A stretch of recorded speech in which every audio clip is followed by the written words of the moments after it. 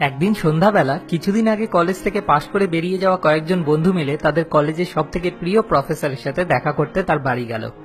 1 বছর আগে কলেজ থেকে পাশ করে বেরিয়ে তারা সবাই এখন চাকরি বাকরি করছে। প্রফেসরের সাথে কথা বলতে বলতে তারা সবাই মিলে একসময় প্রফেসরকে বলতে লাগলো যে কলেজের পর লাইফটা কি ভীষণ পরিমাণে কঠিন আর কমপ্লিকেটেড হয়ে গেছে। তারা বলল যে কিভাবে তাদের দিনে রোজ 8-9 ঘন্টা করে কাজ করতে হয়, তার উপর বসের মুখ ঝামটা, অফিস পলিটিক্স, কম্পিটিশন, আর তার সাথে সবাই শুধু একটা জিনিস নিয়ে কথা বলে চলে আর একটা জিনিসই বোঝে, সেটা হলো টাকা টাকা আর টাকা।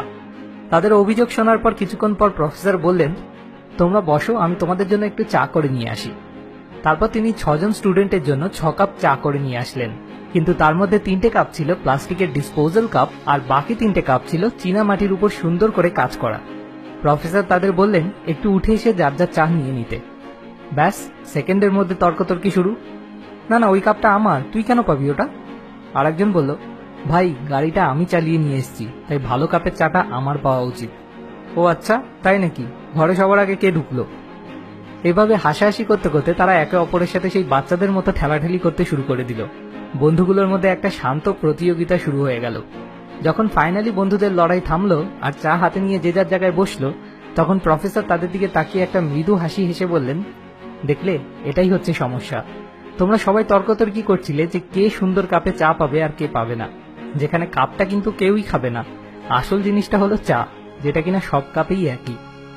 ঠিক এরকমই আমাদের জীবনের মূল উদ্দেশ্য কিন্তু খুশি থাকা, আর তার জন্যই আমাদের কিছু ক্ষেত্রে টাকার দরকার হয়। কিন্তু অনেক সময় আসল উদ্দেশ্যটা ভুলে নিজের খুশিকে বিসর্জন দিয়ে আমরা টাকার পিছনে অকারণে বোকার মতো ছুটতে থাকি। তার কারণে এই সোসাইটির ম্যাক্সিমাম লোকই একজন মানুষকে মূল্যায়ন করে তার কাছে কত টাকা আছে আর সে কি জব করে সেটা দেখে, অর্থাৎ চা না, বরং চায়ের কাপ দেখে বিচার করে। যেখানে সত্যিটা হলো, চা যদি ভালো হয় তাহলে সেটা মাটির কাপে খেয়েও আনন্দ হবে, কিন্তু চাই যদি খারাপ হয়, যদি চাতে এক গাদা নুন মেশানো থাকে, তাহলে লাখ টাকার কাপেও সেই চা খেয়ে কিন্তু কোনো আনন্দ হবে না। হ্যাঁ, বাইরে থেকে দেখে হয়তো বিশাল কিছু মনে হবে যে লাখ টাকার কাপে চা খাচ্ছে, কিন্তু ভিতর থেকে আসলে কোনো এনজয়মেন্টই থাকবে না। কিন্তু তার মানে এই না যে আমাদের জীবনে টাকার কোনো মূল্য নেই, অবশ্যই আছে, কিন্তু সেটা ঠিক কতটা, এটাই বুঝতে আমরা ভুল করি। টাইম, নলেজ, হ্যাপিনেস, এগুলো যেমন আমাদের লাইফের এক একটা সম্পদ, ঠিক তেমনই মানিও একটা সম্পদ। এবং লাইফে এক ধরনের সম্পদ খরচ করে আমরা অন্য ধরনের সম্পদ জোগাড় করি। টাকা দিয়ে আমরা বই কিনি নলেজ জোগাড় করার জন্য, নিজের আপনজনদের সাথে টাইম স্পেন্ড করি হ্যাপিনেস পাওয়ার জন্য। এভাবে আমরা ইন্টারচেঞ্জ করতে থাকি। যখন আমরা টাকা দিয়ে কিছু কিনি, যেমন হয়তো একটা দামি মোবাইল, তখন আমরা কিন্তু শুধু ওই মোবাইলটাকে কিনি না, তার সাথে সাথে সেটাকে ব্যবহার করার এক্সপিরিয়েন্স, সোশ্যাল স্ট্যাটাস, যা যা ওই ফোনের সাথে জড়িয়ে আছে সেই সব কিছুই কিনি। কিন্তু সমস্যাটা হয় তখনই যখন আমরা ভুলে যাই কোনটা আমাদের নিড আর কোনটা লাক্সারি। একটা কথা আছে, the things you own end up owning you. যতই জিনিস কিনি, যতই রোজগার করি, এই যে আরো চাই রোগটা, এটা কখনো সারে না। অর্থাৎ একটা সাইকেলের মতো গোল গোল ঘুরতে থাকি। নিজেকে কষ্ট দিয়ে স্ট্রেস নিয়ে টাকা রোজগার করি, তারপর সেই টাকাকে খরচ করি স্ট্রেস দূর করতে, মুভি দেখতে গিয়ে বা কোথাও ঘুরতে গিয়ে। এই ধরনের লাইফ সাইকেলে যারা ফেসে যান, তাদের জীবনের একমাত্র লক্ষ্য হয়ে পড়ে শুধু টাকা রোজগার করা, যেটা তাদেরকে টাকার দাসে পরিণত করে দেয়। এরপর তারা আর টাকা খরচ করেন না, বরং টাকা তাদের খরচ করতে শুরু করে, যতদিন অবধি না তারা এই র্যাট রেস থেকে নিজে ইচ্ছায় বুঝতে পেরে বেরিয়ে আসছেন অথবা মারা যাচ্ছেন। তাদের চিন্তাভাবনা শুরু হয় টাকা দিয়ে, শেষও হয় টাকা দিয়েই। এভাবে কোনোদিনই প্রকৃত ধনী হওয়া সম্ভব না।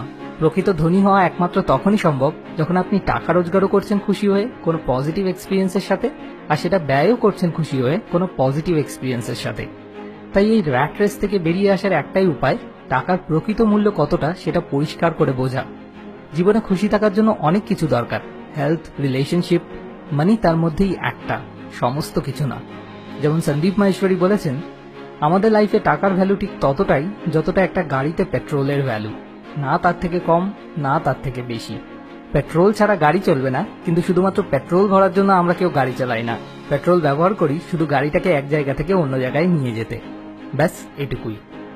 সবশেষে আপনার কাছে একটা ছোট্ট অনুরোধ, যদি এই ভিডিওটি থেকে আপনার নিজের জীবনের কোনো সমস্যার সমাধান খুঁজে পেতে সত্যি এতটুকুও কোনো সাহায্য হয়ে থাকে, তাহলে অবশ্যই এই ভিডিওটি আপনার বন্ধু এবং বান্ধবীদের সাথে শেয়ার করুন, কারণ শেয়ার করে আপনিও কারোর জীবন বদলে দিতে সাহায্য করতে পারেন।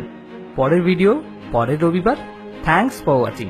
মোর উইজডম, মোর সলিউশন, বেটার লাইফ।